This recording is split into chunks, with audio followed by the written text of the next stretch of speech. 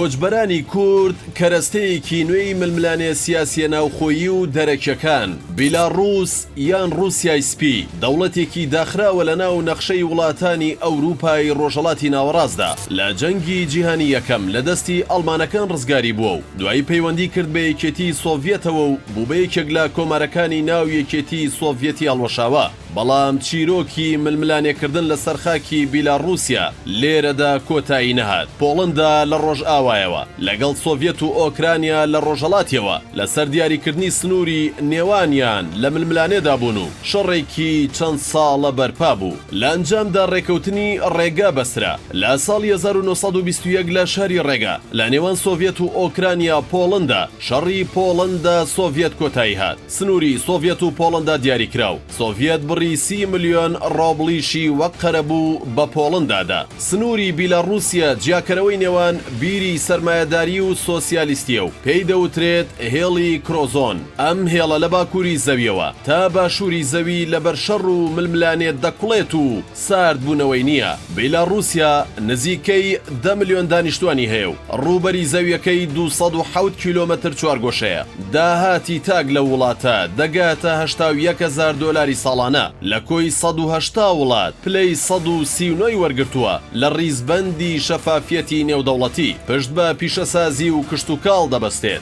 زۆرترین بەرهەمی هەناردەکراوی بیلاڕووسیا بۆ دەرەوە تراکتۆری کشتوکاڵیە لەگەڵ هەندێک دروستکراوی تر لە پیشەسازی بچووکدا. بەڵام نەتەوەی گرتوەکان لە بەرامبەر ئەوەی بیلاڕووسیا وڵاتێکە ڕێزی ئۆپۆزیسیۆن و ڕای ئازاد و ڕۆژنامەنووسان ناگرێت سزای ئابووری بەسەردا سەپاندووە و چالاکیەکانی ناردنی بەرهەمە پیشەسازیەکانی وەستاندووە. سزاکەی نەتەوەی گرتوەکان لە پاش ئەوە دێت لە چارێکی یەکەمی ئەم ساڵدا فڕۆکەیەکیان ناچار کرد لە فڕۆکەخانەی مینسک بنیشێتەوە کە ڕۆژنامەنووسێکی تێدا بوو بە ناوی ڕامان پرۆتاساڤیچ. بە ناوی ئەوەی لە ناو فڕۆکەکەیان بۆمبێک هەیە ناچاریان کرد بنیشێتەوە و پاشان ڕۆژنامەنووسەکەیان دەستگیر کرد بەو بیانوەی کە دژی ئاسایشی نەتەوەی بیلاڕووسیا کاری کردووە. ئەم کارەی بیلاڕووسیەکان وڵاتانی یەکێتی ئەوروپا و نەتەوەی گرتوەکانی تووڕە کردو ئاگری غەزەبیان هەڵگیرسا و ئیدی دابڕانی نێودەوڵەتی و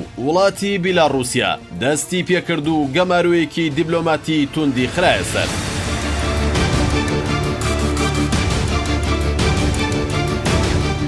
پەیوەندی کورد و بیلاڕووس پەنابەرەکان چەکی دەستی بیلاڕووسیان بۆ ئەوەی کیشوەری ئەوروپا بەتایبەت وڵاتانی دراوسێی بەڕووی ئەوروپادا ناچار بکات مامەڵەی لەگەڵدا بکەن و لە گەماروی ئابووری دابڕانی سیاسی جیهانی ڕزگاری بێت. لە مانگی نیسانی 2021ەوە دەستی پێکردووە و بە بەکارهێنانی ئەم چەکە خەڵکێکی زۆر لە ڕۆژهەڵاتی ناوەڕاست و ئەفریقیا و ڕۆژهەڵاتی ئاسیاوە ڕوویان لە بیلاڕووسیا کردووە بەو ئامانجەی بگەنە وڵاتانی ئەوروپا. ئەویش سنوورەکانی بەڕوویاندا کردەوە و هیچ ڕێگریەکی نەکردو لە گەیشتنیان بە وڵاتانی دراوسێی لە ڕێگەی ئەوەوە. لە مانگی تەموزی 2021ەوە هەواڵەکە لە هەرێمی کوردستان بڵاو بووە و خەڵک بەلێشاوی گەورە ڕوویان لە وڵاتە کرد. بە ڕێژەیەکی زۆری خەڵک دەربازی سنوور بوون لەگەڵ تونبوونەوەی سەرما و سنوورەکان. ئەم جارەیان کوردەکان بە هەزاران بەلێشاوی گەورەتر ڕوویان لەو ناوچانە کردووە و بوونەتە دیمەنی بەرچاوی کامێرای میدیاکانی جیهان و کێشەی پۆڵەندا و بیلاڕووسیا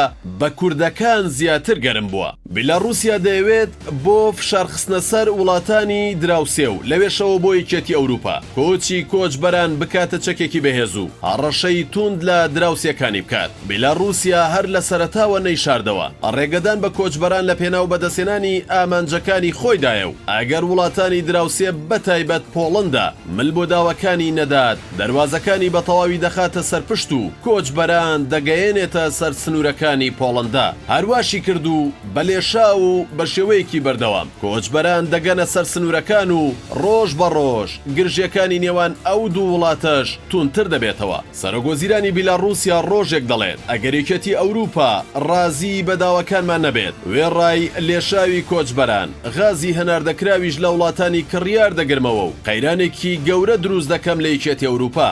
ڕۆژێ ڕۆژێکی تریش دەڵێت مەترسی ئەوە هەیە کۆچبەران چەکدار بکرێن و بە مەرامی سیاسی بەکار بهێنرێن و ببنە سوتووی ئاگری شەڕێکی ئابووری. لە هەمان کاتدا پۆڵندا و یەکێتی ئەوروپاش هەڕەشەیەوە دەکەن ئەگەر بیلاڕووسیا لەسەر هەمان سیاست بەردەوام بێت و سنوورەکانی بەڕووی کۆچبەراندا دانەخات سزای تونتری بەسەردا دەسەپێن و گەمارۆکانیان قورستر دەکەن. لە شەڕی چاڵدێرانەوە کورد قوربانی شەڕی نێوان ڕۆژهەڵات و ڕۆژئاوایە، شەڕێک کە لە سەردەمی عوسمانی و سەفەویەکانەوە دەستی پێکردووە و لە کۆتایی سەدەی هەژدەیەم ڕووس و ئینگلیز هاتنە ناو ململانێکەوە و تا ئێستا کورد وەک تۆپی گۆڕەپانەکە یاری پێدەکرێت. وێڕای خواستی کورد بۆ دەوڵەت و پێکاتەیەکی سیاسی تایبەت بەخۆی کۆماری مەهاباد ڕووسەکان پشتگیریان کرد و دروستیان کرد بۆ ئەوەی پەستان لەسەر ئینگلیزدا بنێن بەشێک لە نەوتی ئێرانیان دەست بکەوێت. بە دەستکەوتنی نەوتەکە پشتی کۆماریان بەردا و ڕووخا. ئەمڕۆ بیلاڕووس کۆچبەرە کوردەکان بەکاردەهێنێت دژی ئەوروپا بۆ ئەوەی دەستکەوتی ئابووری خۆی بەدەست بێنێتەوە. ئەو ڕۆژەی ڕێکەوتنە ئابوووریەکەی واژۆ دەکات کەس نازانێت چی بەسەر پەنابەرە کوردەکانی سنووری بیلاڕووس و پۆڵندا دێت. کەس نازانێت بیلاڕووس چۆن هەمویان دیپۆر دەکاتەوە و پۆڵنداش چۆن مامەڵەیان لەگەڵ دەکات چونکە ئیدی ئەوان دراوسێن و دوای ڕێکەوتن هیچ ئیشێکیان بە کۆچبەرەکان نامێنێت.